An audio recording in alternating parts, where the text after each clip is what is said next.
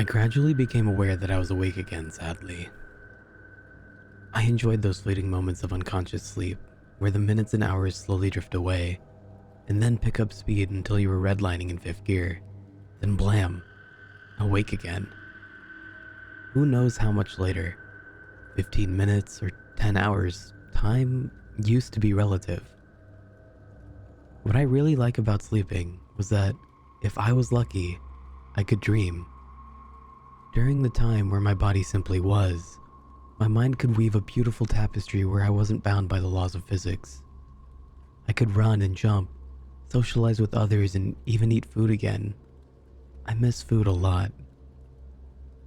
When I was stuck being what I call awake physically, I could do nothing. I don't mean that I had nothing to do, but that I could not move a muscle. I wasn't paralyzed. Even a quadriplegic can blink and move their eyes around. At least, they can breathe and have a heartbeat. Not that looking around would have done much for me. I had been in the darkness for longer than I could fathom. Or maybe not. I had no way of telling time. I wore a watch, but it didn't glow in the dark. No backlit digital screen for me. I vaguely remember that at one point, I thought I could hear the soft ticks of the watch as the hands made their rounds. I don't get to hear those soft ticks any longer. That is one thing I would change if I could go back. I would change lots of things if I could go back. But if anything, I would have worn a digital watch that displayed the time of day or the day of the week. If I could just find one that would show the month too, I would drain every penny in my checking account and take a bank loan just to have it. Ideally, I would change other things first. I would have worn a helmet when I got onto my motorcycle. I would have looked both ways before I pulled out in front of that oil truck. I would have maybe also gotten one of those blood donor cards for my wallet, and then the paramedics would have known what my blood type was. So yeah, mistakes were made that day.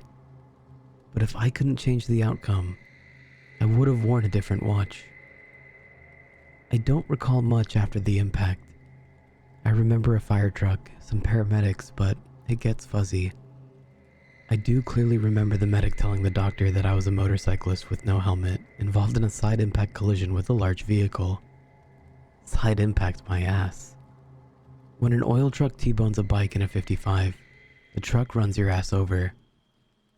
The doctor just shook his head and mumbled that us bikers were just organ donors anyways. I probably would have been one too if my insides weren't gelatin. There was a funeral.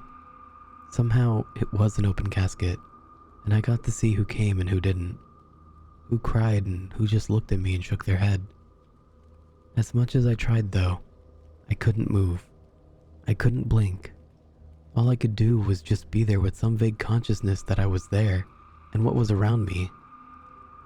Sadly, those were the good times. Things only got worse from there. My casket was closed and I never saw light again. I heard the thud of dirt as they covered my casket, and then I was completely alone, with nothing but the soft rhythmic clicking of my wristwatch to keep me company. Just me, my thoughts, and my wristwatch. I don't know how long I've been down here in this hole, but I really wish I'd worn a different watch.